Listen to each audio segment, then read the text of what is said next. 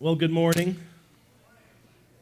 We are thrilled that you are here with us this morning as our children, the mass of them that we have, which we thank the Lord for. Thank you for bringing your children to us so we can fellowship with them, hopefully teach them and impart on them some encouragement with regard to the Lord and the Bible here this morning at Rooftop.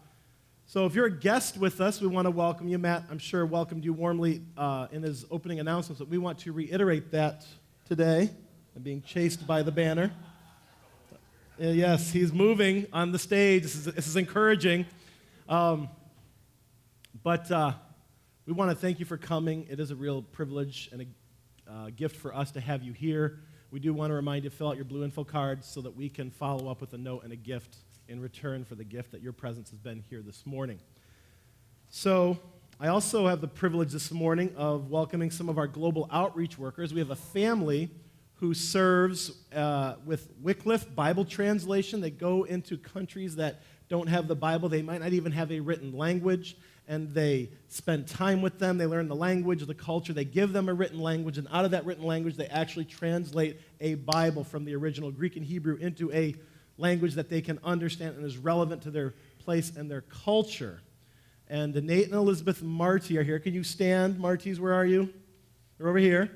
And they have Isaac and Miriam. Can we give them a big thank you for being here?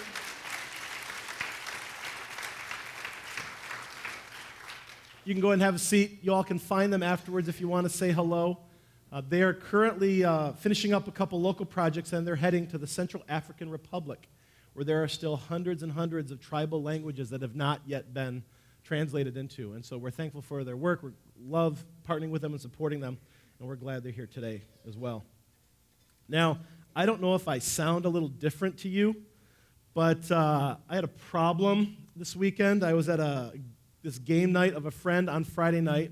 We were playing this pretty meaningless competition game, but in it, you are tempted to yell and scream, which has no impact on the outcome of the game, by the way, so it's pretty much a wasted yelling and screaming. But I left there Friday night thinking, oh, shoot, I preach on Sunday. Saturday didn't get better, and this morning this is my first service. Talk to me at the end of second service. So if I'm a little more subdued, maybe a little more easy listening, pillow talk with Smooth and Silky Zilky is about to commence. So if you're prone to sleep during my teaching, you're all the more excused here this morning. So I want to give you permission because of that ahead of time. So now that we've gotten the chuckles out of the way, our intro video this morning is actually taking a divergent direction from where Matt has been in previous weeks. He loves to come up here with his pop culture, fictional movie and TV presidents, and I'm the boring history guy who wants to actually give you an actual historical video. And so what you're about to see is the opening of a press conference that took place in 1978. And it was celebrating the historic peace treaty between Egypt and Israel, also known as the Camp David Peace Accords. And just so you know what's going on the left is the president of Egypt, Sadat. In the center is Jimmy Carter, president at that time. And on the right is Prime Minister Begin of Israel. And he is the one who speaks primarily during this short clip. Let's roll the clip, and we'll understand why here in a moment. Well, as I said, in 1978, U.S. President Jimmy Carter invited Egyptian President Sadat and Israeli Prime Minister Begin to Camp David for peace talks. Now, why was it important, and why is it worth noting here today?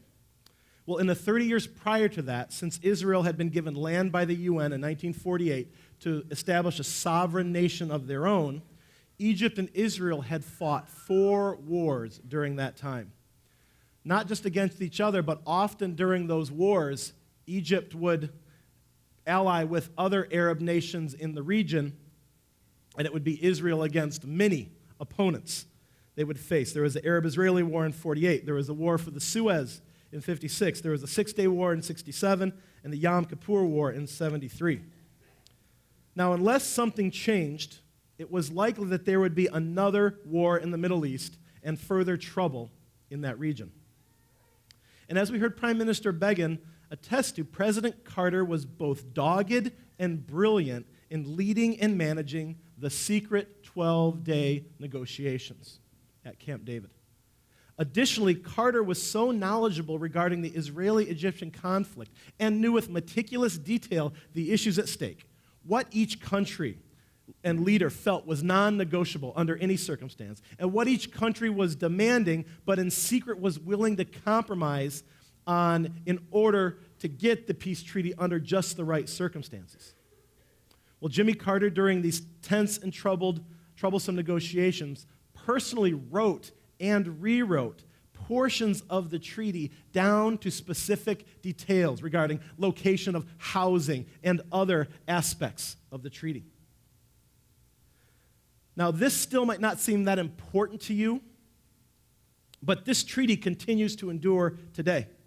When other treaties have been signed since then and have been broken and forgotten regarding the Middle East and the peace there, the Camp David Accords still endure, even through the tumultuous time Egypt just went through in the past 4 to 5 years, with 2 different ruling parties coming to power, one very hostile towards Israel. The peace endures. This further illustrates Carter's brilliance in this effort and his knowledge on this and other important issues related to this topic. And this is our topic this morning as we continue in our series, Jesus for President. It is election season, and many folks are trying to figure out who they're going to vote for based on certain characteristics and attributes that they value and think are important in a president.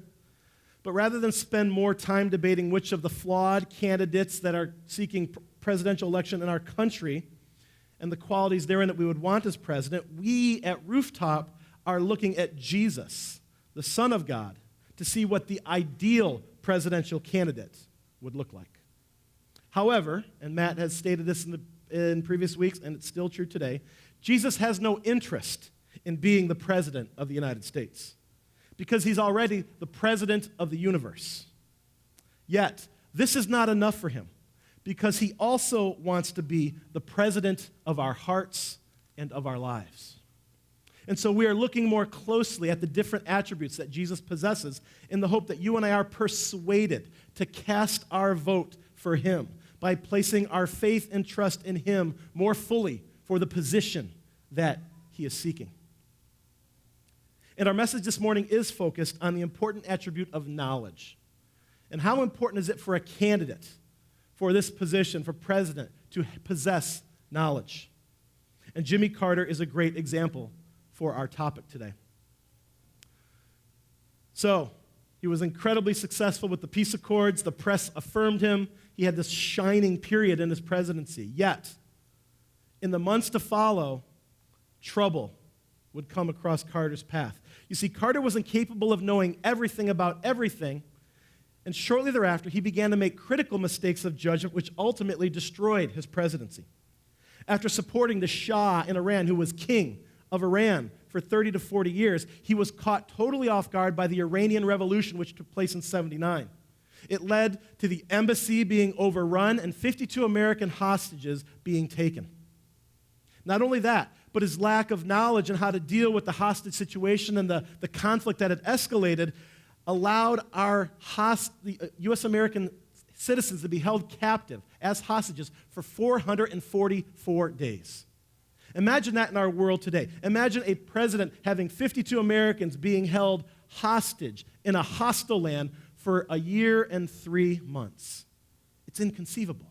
It wouldn't happen. And yet this is what was taking place. In fact, it was a festering wound into the American psyche present throughout Carter's re-election campaign of 1980.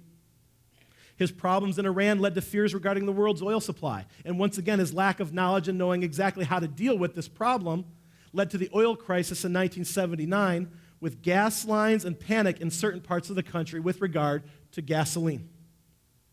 Carter also had economic issues that were partly related to this and had been lingering as he entered the presidency, issues like inflation and incredibly high interest rates. And he told through these fireside chats, America, this is what we need to do. This is how we get through all this. And yet, time and again, what he thought would work never changed the circumstances of our economy. You see, Carter had a problem. And you know what that problem was? He was human. Carter was human. Jimmy Carter could not know everything about everything a president would face. No one could. And yet I wonder, as he's sitting there in that press conference and the great praise that he received for brokering peace between these historic enemies, Egypt and Israel, you wonder, and we all could so easily have fell in, did pride and overconfidence creep into his heart in that moment? With the confidence of the knowledge that he possessed and saw work such a great good in that time. No, I don't know this for sure about Jimmy Carter. I can only presume because I know I would struggle being lauded for that type of knowledge and intellect. Pride, I know, would come into my heart and tempt me. In fact, 1 Corinthians 8:1 speaks about this.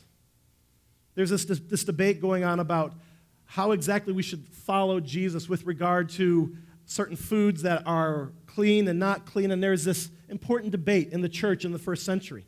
And this is what Paul writes in Corinthians regarding that. He says, "Now concerning food offered to idols, we know that all of us possess knowledge. This knowledge puffs up, but love builds up. If anyone imagines that he knows something, he does not yet know as he ought to know." And there are other warnings throughout the Scripture about overconfidence and pride with regard to knowledge. But this verse addresses this issue of knowledge, I think, with an important sobriety. And it tells us this, that knowledge is a dangerous commodity to possess and pursue. Now, when I think of people who are really smart and who are the most knowledgeable people that I have seen or heard of or know, there's a common thread that runs through them, and it's pride. Think about the smart people in your world. And is it not so easy for them to be prideful about their intellect, about what they know?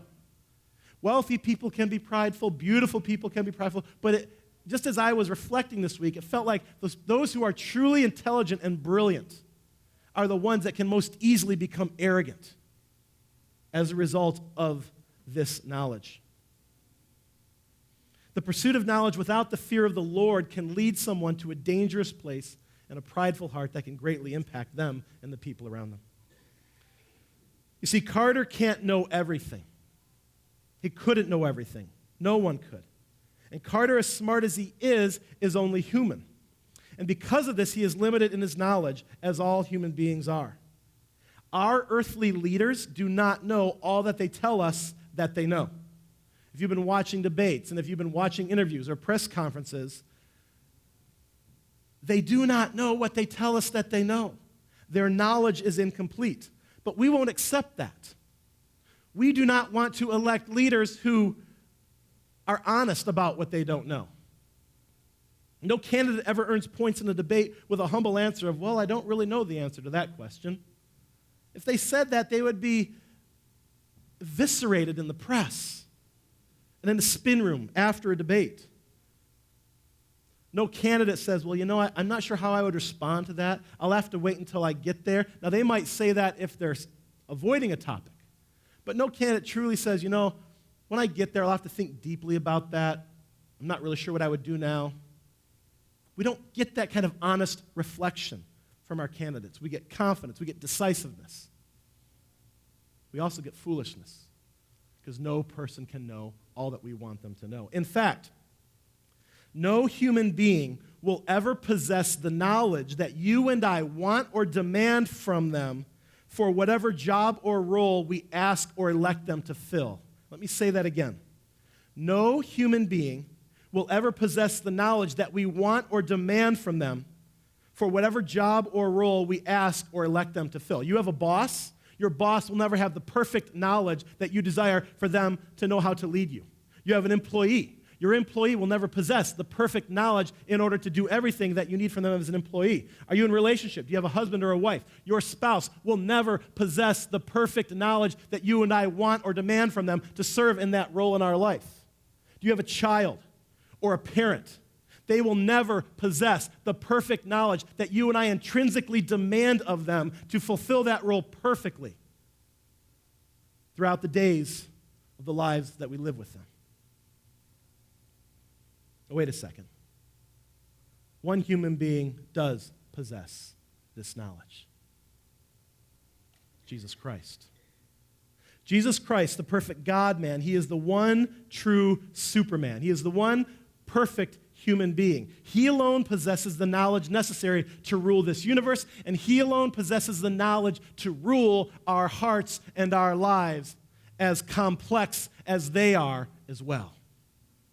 Jesus alone can rule, has the capacity, has the ability. There's a verse in Matthew. So Jesus is going to talk about the Father. Now Jesus tells him, if you've seen me, you've seen the Father. So Jesus affirms that he and the Father are one. Even as he's a person on earth, there's still one God. That's new to you. We can talk about that more later. I don't want that to be distracting. But he talks about the Father, and thus he's talking about himself. He says this in Matthew 10, verse 29 and 30. Are not 2 sparrows sold for a penny? And not one of them will fall to the ground apart from your Father. But even the hairs on your head are all numbered. Now, what does that mean? Well, in this passage, God's talking about God providing for your needs. And this is a culture where your needs are present every day. It's not like modern day America, where we don't really have needs because we've got refrigerators, we've got locks on our doors, and we've got vehicles that are fueled up and ready to take us where we need to go. This was a world in which your needs were ever present before you. Where's my next meal going to come from? Where's the security from the bandits or from the Roman soldiers who are looting the country going to come from? It was a perilous time and place to live. And yet, Jesus is saying, he's speaking to them about the provision of God, but more than that, he's speaking to them about the knowledge of God for them. And why the hairs on your head? Because could there be a more worthless or meaningless thing to know? Sean Charney, how many hairs are on your head? And what if we went around and we actually had that number? I'm down to 3,286 today. It's absurd. It's an absurd statement. And yet its absurdity is beautiful. Because what he's saying here is absurd knowledge that you wouldn't even think to know or consider, I know. And when those hairs fall, which in my case is ever more quickly as the years come, to the ground, I know. I know when they fall. I know how many are left. I know when the next one's going down. Oh yeah, and I know every other meaningless and mindless thing about you that there is to know. I was recently up having dinner downtown, and we were up on the roof of one of the buildings at one of the restaurants. And it wasn't the tallest, but it was up there a ways, and I looked down, and I see all these people. And I was just struck with this reality that all these people doing all these things, God knows everything about every one of those people. Everything, even the hairs on their head. And it made me step back a little bit and in awe and wonder about the knowledge of God. The knowledge of God. It really is an imagination captivating thing if we will stop and let our minds be captivated by it. And this knowledge is more than power. This knowledge is love. Now, what do I mean by that? Well, we've heard the phrase, knowledge is power, and knowledge can be powerful. But for our purposes today, knowledge is more than power. Knowledge is love. Let me talk about this in a marriage context. So I met Julie February 13th of 1999 at a swing dance that the church we were attending was hosting for the singles group at that time. And I began to learn things about Julie that day. Now, 17 years later from that point, I have learned as a husband that the more that I know about Julie, and the more that I communicate to Julie that I know about her, even things that she doesn't know, communicates what to her? That I love her. Do I know her favorite flower? Do I know what chocolate is her favorite when I'm out? Do I remember a week ago or 2 weeks ago when she said this about this situation she was in? Do I want to know about her investigation? And we school at home, and she's been getting ready for the school year, and there's a lot of details that she's learned. I really don't want to know all of them. But I love her when I sit down and I ask, so share with me what you spent the last 3 hours learning. And she's good at encapsulating it and giving it to me in portions that I can receive. But this knowledge, or a wife towards her husband, when you know what your husband likes, when you know what they desire, when you can meet that need, when you have that knowledge of them, that knowledge equals love. This is also true in the parent-child relationship. What we learn and remember and know about our children, maybe more than anything, communicates love to them. You might be the great parent that gives them Ted Drews once a week. You might take them out to Steak and Shake every other week. You might do a lot of fun things with them. But the deeper love for them is the knowledge about them. Now, in our case, we have 7 children, so there's a little extra challenge to know every child uniquely and individually. But when I do, and I can differentiate between the two, I communicate to them this intrinsic value that they have. When I can pull Zeke aside and say something to Zeke that will capture his soul because I know his soul, there's an intrinsic sense of self-worth and love and value that he receives. Knowledge is power, but it's more than power. It's love. And that's why this characteristic, this attribute, is so important. There's a great psalm where the psalmist is incredibly passionate when talking about the knowledge of God. We're going to talk about some of the verses, but I reread it this week, and I was really taken aback at, wow, this guy's really into the knowledge of God, what God knows, the fact that there's nothing that God doesn't know. It really captured my attention and my affection. I found myself wanting to know more, just as a result of the time I spent in the passage. It's Psalm 139. Some of you may be familiar with it. But it's primarily about the knowledge of God. And we'll read the first 6 verses, and then we'll read another section a little bit further into the chapter. But let's read this together. O Lord, you have searched me and known me. You know when I sit down and when I rise up. You discern my thoughts from afar.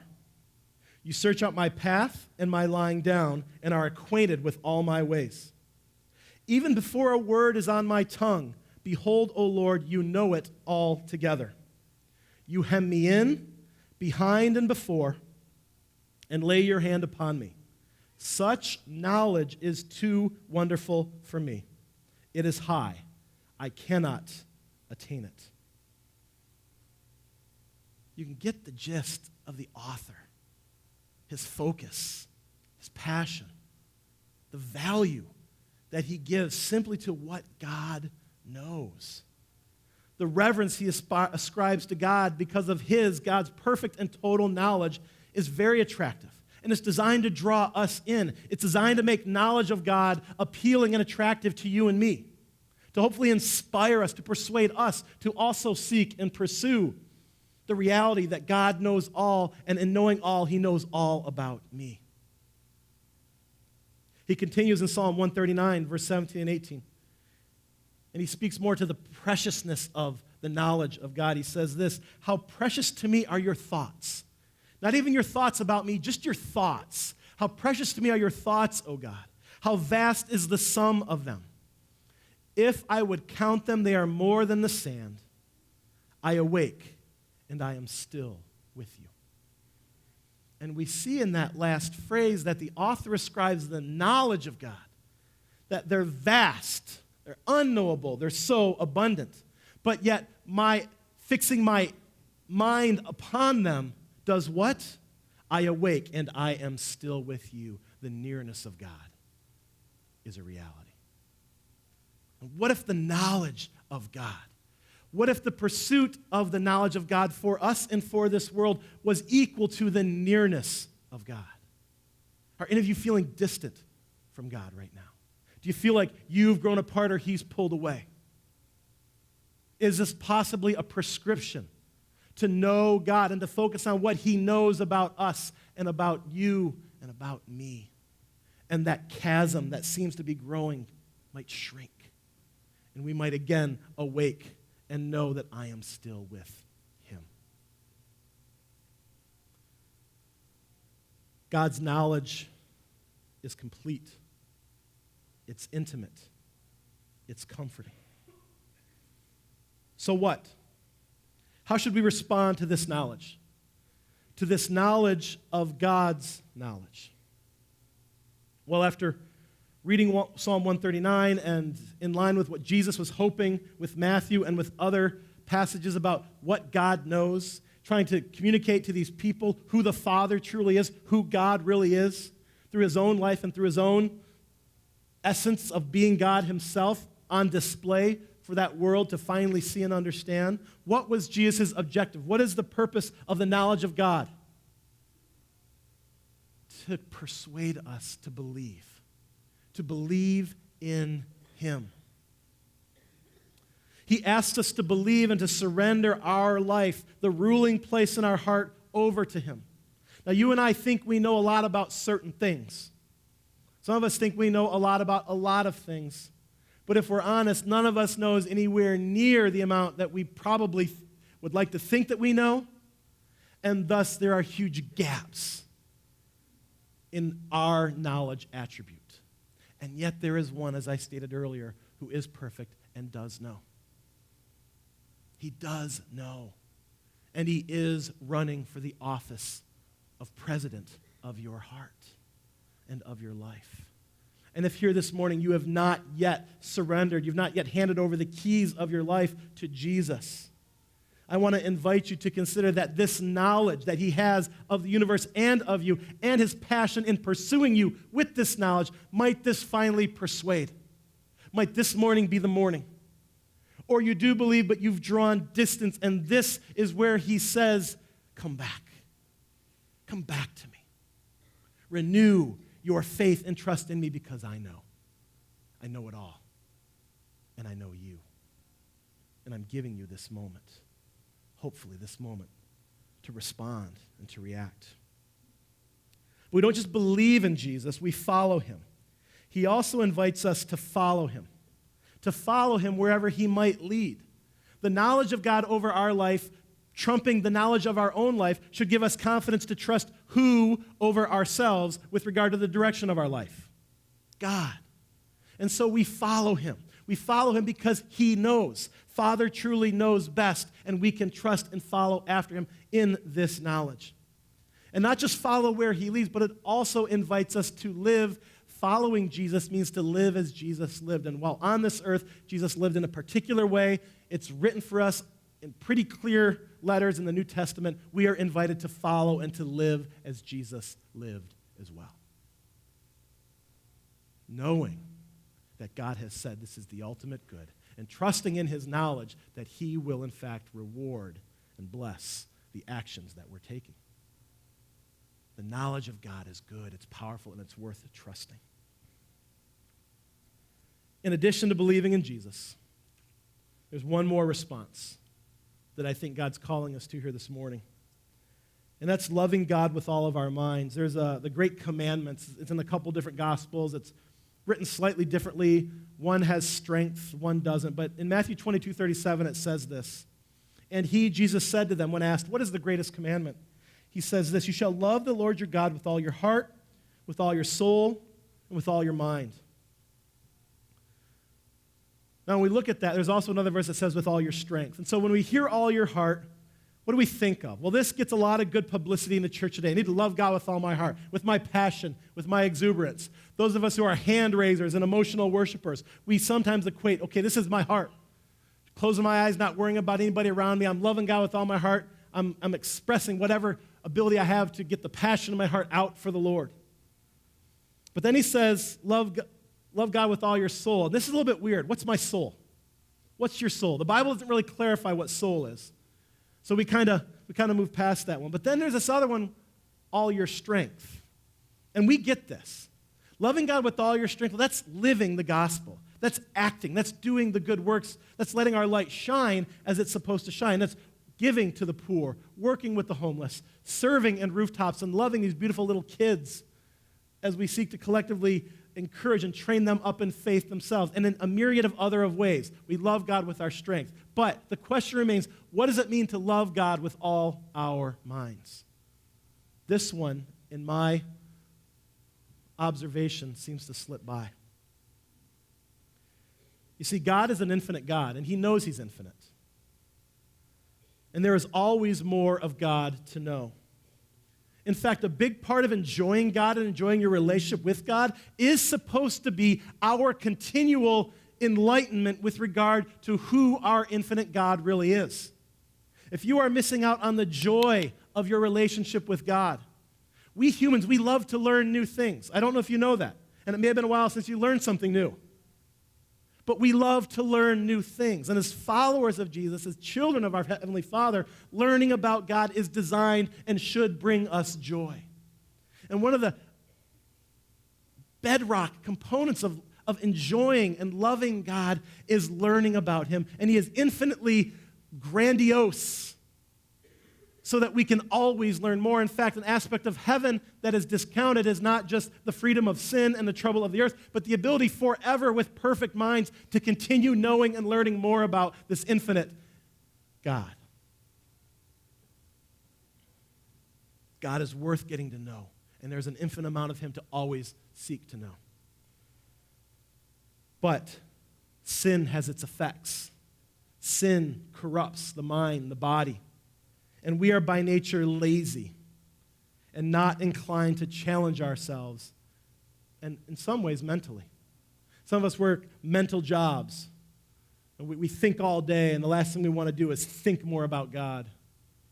Or we're in a situation where we don't think. We don't use our minds with regularity. Our job may be fairly mindless, and we're prone to watch things and indulge in media and other things that sedate our mind. Our minds aren't sharp.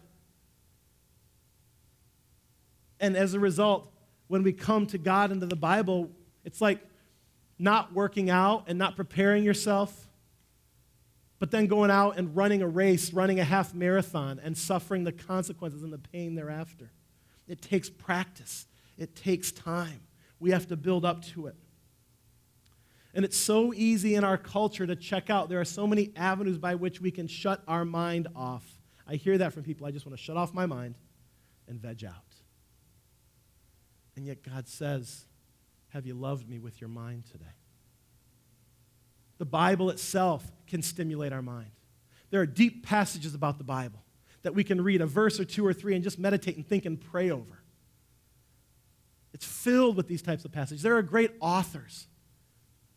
There are great authors who think deeply about God. Tozer is an example. The early church fathers, there's Edwards, there's Calvin. There are people who have thought incredibly deeply about God, and we might read a half a page and we might go, this blows my mind, I can't do this. And yet we can pray, Lord, give me understanding, help me to know you as an infinite God. And I believe God puts the vice in there and He opens up, and in time gives us the capacity to know more. But we miss out when all the knowledge we seek and all the different venues that we go after it about different things, that we don't pursue the knowledge of God and love Him with all of our mind. So as we close this morning, I just want to invite you. I want you to reflect on the incredible knowledge of God for you and for me, and invite you to place greater faith and trust in Him, or maybe for the first time here today. And then, as a practical step, how can we love God with our mind? It's in there. Love Him with all your heart, with all your soul, and with all your mind. And how are we not loving God with our mind? And what are some steps that we can take to begin loving Him with the mind that He has blessed us with? Let's pray.